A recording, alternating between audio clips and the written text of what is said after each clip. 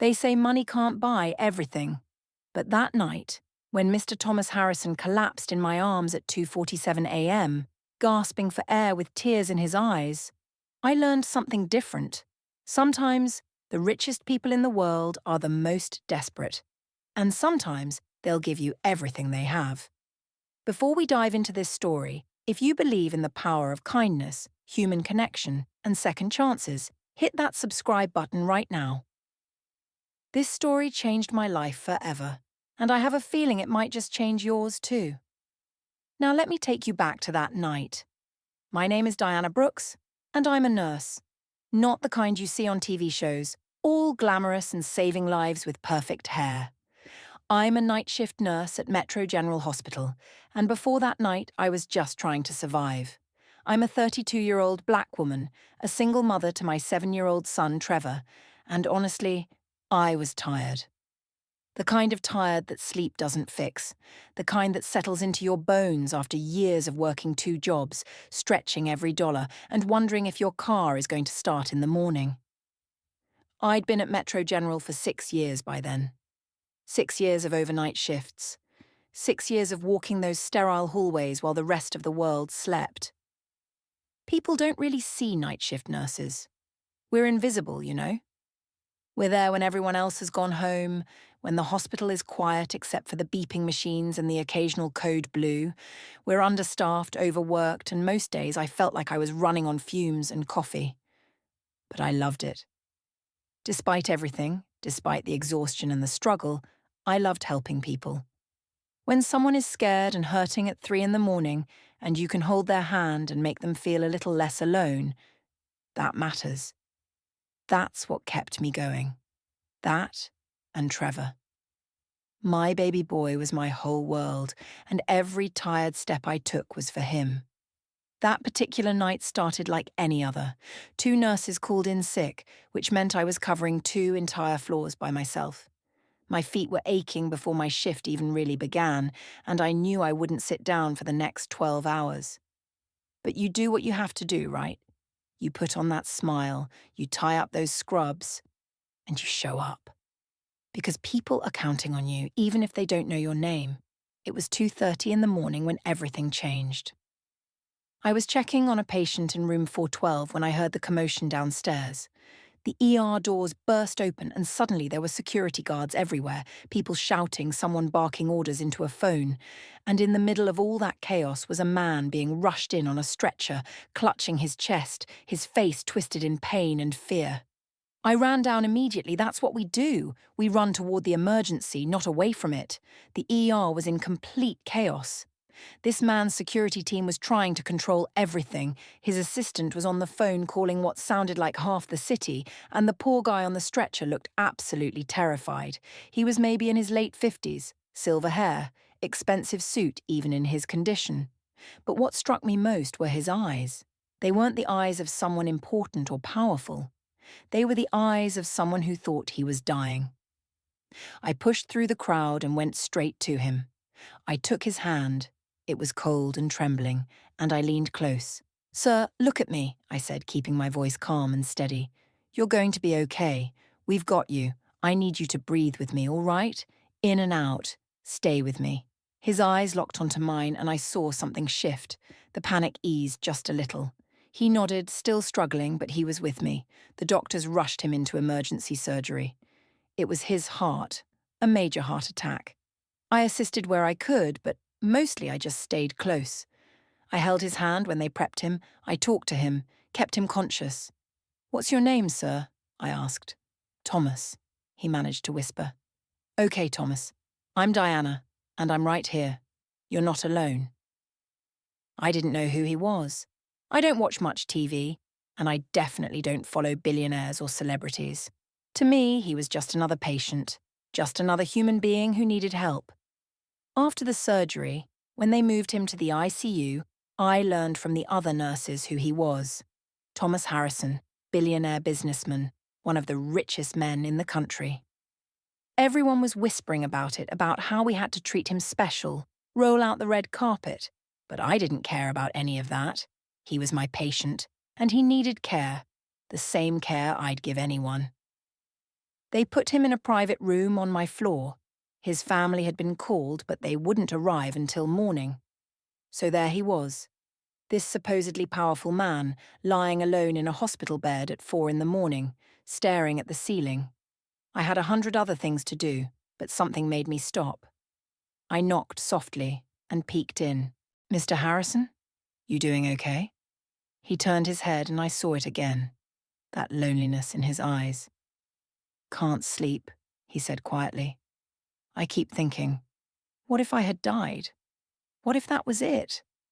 I should have just checked his vitals and moved on. I had patients waiting. But instead I pulled up a chair. "You didn't die," I said gently. "You're here. You're alive. And tomorrow's going to come, and you'll get through this." We talked for 20 minutes that night. He asked about me, which surprised me. Most people, especially people like him, don't really see people like me. But he wanted to know. So I told him. I told him about Trevor, about how I was raising him on my own, about how I was barely making ends meet but trying to give him a good life. I told him about my dream of becoming a nurse practitioner, how I'd been saving for years but could never quite get enough together. And he told me about himself. Not the billionaire version, the real version. He told me about his divorce, how his kids didn't talk to him anymore, how he'd spent 30 years building an empire and woke up one day realizing he'd lost everything that mattered. "I have all the money in the world," he said, his voice breaking slightly. "And I'm the loneliest person I know." My grandmother used to tell me something when I was young. She'd say, "Diana, baby, we're all the same under the skin. Pain doesn't see colour or dollar signs. When someone's hurting, you help them. That's all there is to it." So that's what I did. I helped him. Not because he was rich, but because he was human. Over the next 5 days, while Thomas recovered in the hospital, I was his night shift nurse every single night. We'd talk during my breaks, the breaks I wasn't supposed to take because we were so short-staffed, but I made time anyway. He told me about his life, his regrets, his fears. I told him about mine. We talked about everything and nothing, books we'd read, places we'd been, dreams we'd given up on. It was strange, you know? This rich white man and this struggling black nurse, finding common ground in a hospital room at 3 in the morning. He asked about Trevor constantly. He wanted to know everything. What Trevor liked, what he was learning in school, what made him laugh. And I could see something changing in Thomas. He started smiling more. He started talking about the future instead of dwelling on the past. "You saved my life, Diana," he told me on his 4th night, "and I don't just mean medically." I laughed it off, told him I was just doing my job. But he shook his head. "No, you reminded me what it means to be human." On the morning he was being discharged, Thomas asked if I could come to his room before he left. His assistant and security team stepped out, and it was just the two of us. He looked nervous, which was unusual for him. "Diana," he started, "you gave me my life back. Not just because you helped save me that night, but because you showed me what really matters. I want to do something for you." He pulled out a check and handed it to me. When I looked at the number, my heart stopped. $500,000. I actually laughed because it was so absurd. "Mr. Harrison, I can't take this. I was just doing my job. This is too much." But he insisted. "It's not charity, Diana. You deserve this. Pay off your debts. Go to school. Give Trevor the life he deserves. Please, let me do this." I stared at that check and I felt everything at once. Pride, fear, shame, hope. I'd been taught my whole life to work hard, to never take handouts, to stand on my own 2 feet. But I was also tired. So tired. And for once, someone was offering me a way out, not because they pitied me, but because they genuinely cared. I told him I needed to think about it. That night, I talked to Trevor and my mama. Trevor, sweet boy that he is, said, "Mommy, if he wants to help, maybe it's okay to let him."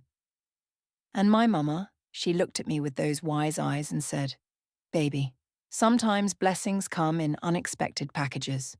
Don't let pride steal your miracle." The next day, I went back to thank Thomas and tell him I'd accept his help. But when I got there, he had another surprise. "I've been thinking," he said. "That money will change your life, and I'm glad. But I want to do something bigger. I want to set up a scholarship fund, $5 million, for nurses like you. Nurses who are working themselves to death, who have dreams but can't afford them, who deserve better. And I want you to help me run it. Help me decide who gets the scholarships. Help me understand what nurses really need." I was speechless. This wasn't just about me anymore. This was about every night shift nurse who felt invisible, every healthcare worker drowning in debt, every person who'd been told they couldn't reach their dreams because of money. "And there's one more thing," Thomas added. "You helped me see what I've been missing. My family, connection, purpose. I want you to help me figure out how to live again. Not as a billionaire, but as a father, as a person who matters to someone." I accepted. How could I not? But I had no idea what was coming next. Within a week, the news broke. Billionaire credits black nurse for saving his life, gives her $500,000.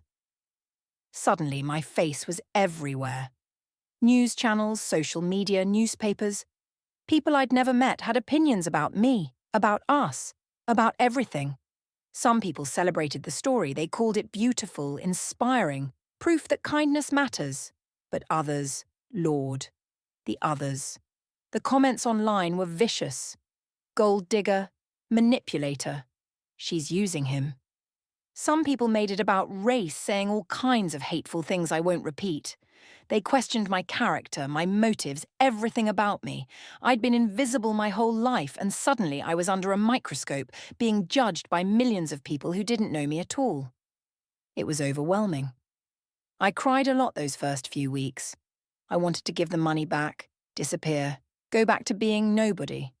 But Thomas stood by me. He went on every news show that would have him and defended me. "Diana Brooks is the most genuine, caring person I've ever met," he said on national television. "If you have a problem with me helping her, that says more about you than it does about her." That meant everything to me. He didn't have to do that, but he did. Slowly, things calmed down.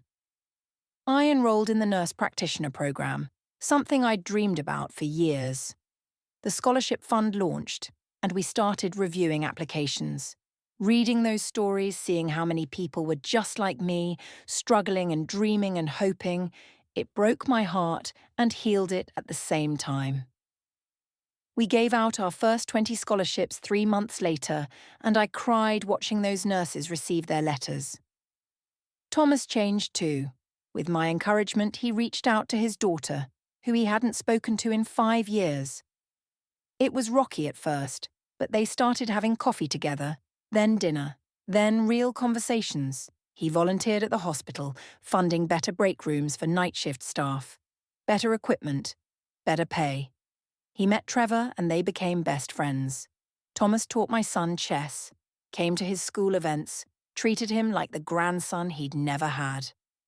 Watching this billionaire sit on my worn-out couch playing video games with my son, laughing like a kid himself, that's when I knew this was real. Our friendship deepened in ways I never expected. Thomas became like family, not because of the money, but because we genuinely cared about each other. He'd call me at midnight just to talk, not because he needed anything, but because we'd become each other's person. The person you call when something good happens, or something bad happens, or nothing happens at all. Together we launched the Heart to Heart Foundation officially. It wasn't just about scholarships anymore. We fought for better working conditions, mental health support for healthcare workers, childcare assistance for single parents in the medical field. I became the spokesperson, traveling to conferences, sharing my story, encouraging others. Me, Diana Brooks from the South Side, speaking to auditoriums full of people. It was surreal, but it felt right. People ask me all the time what the biggest change was. They think I'm going to say the money, the new car, the apartment in a safe neighborhood, being able to buy Trevor new shoes without checking my bank account first. And yes, those things mattered. But the real change was deeper than that. Thomas gave me something money can't buy. He gave me confidence. He gave me a voice. He showed me that I mattered, that my story mattered, that I deserved good things. And I gave him something too. I gave him purpose. I gave him back his family. I showed him that wealth means nothing if you have nobody to share it with, that the night shift nurse who holds your hand at 3 in the morning is worth more than all the boardrooms and business deals in the world. A year after that night, I was still working at Metro General, still doing night shifts, though now by choice. I was completing my nurse practitioner training. Thomas visited regularly, always bringing coffee for the night staff, always asking about everyone by name. We'd sit together sometimes, in that same room where he'd recovered, and we'd talk about how far we'd come. "Do you ever regret it?" I asked him once, "giving away all that money to me to the foundation?" He looked at me like I was crazy. "Diana," he said, "you gave me my life back, the real one, not the empty one I was living. That's priceless." I learned so much through this experience. I learned that compassion transcends everything, race, class, background, all of it. When you strip away all the labels and the prejudices and the assumptions, we're just people. People who hurt, who hope, who need connection. I learned that everyone deserves dignity and care, whether they're a billionaire in a $1,000 suit or a homeless person with nothing. Pain is pain. Fear is fear. And kindness is the universal language. I learned that money isn't evil. It's what you do with it that matters. Thomas could have used his wealth for anything, but he chose to use it to lift others up, to create opportunities, to make the world a little bit better. That's powerful. I learned that sometimes helping others is exactly what helps you. Thomas needed me as much as I needed him. Our friendship saved us both. Most importantly, I learned that human connection is the real treasure. Not money, not fame, not success. Connection. Those moments at 3 in the morning when you sit with someone in their pain, when you hold space for them, when you see them not for what they have, but for who they are. That's what life is really about. Trevor is thriving now. He's in a better school, he's confident, he's happy. Thomas's daughter is back in his life, and they're building something beautiful. Hundreds of nurses have received scholarships through our foundation, and I get messages every day from people telling me how it changed their lives. I'm graduating with my nurse practitioner degree next month, and Thomas will be there, sitting next to Trevor and my mama, cheering louder than anyone. People still call it the story of the billionaire who gave his heart to the nurse. But that's not quite right. The truth is simpler and more profound than that. We gave each other something more valuable than money or hearts. We gave each other humanity. We reminded each other what it means to really see someone, to really care, to really connect. That night at 2:47 a.m., when Thomas Harrison collapsed in my arms, I was just a tired nurse trying to make it through another shift. I had no idea that helping him would help me, that saving his life would save mine too, that a simple act of compassion would ripple out and touch thousands of lives. So here's what I want you to take from this story. You don't have to be a billionaire to make a difference. You don't have to have money or power or influence. You just have to see people. Really see them. Show up. Be kind. Hold someone's hand when they're scared. Listen when they need to talk. Treat everyone with dignity, whether they're sleeping in a penthouse or on a park bench, because you never know when a simple act of kindness will change everything. You never know when the person you help in their darkest moment will become the person who helps you find your light. We're all just humans trying to make it through the night. And maybe, just maybe, if we help each other along the way, we'll all make it to morning. If this story touched your heart, I need you to do 3 things right now. First, hit that like button. It helps more people find this message. Second, subscribe and turn on notifications because I share real stories like this every week. And third, this is the most important one, think about someone in your life who needs kindness today. A coworker, a stranger, someone going through a hard time. Be their Diana. Be their hope. Because you never know whose life you might save with a simple act of compassion. Drop a comment below telling me about a time someone showed you unexpected kindness, or when you helped someone. Let's build a community of hope together. I'll see you in the next video. Remember, we're all just humans trying to make it through the night.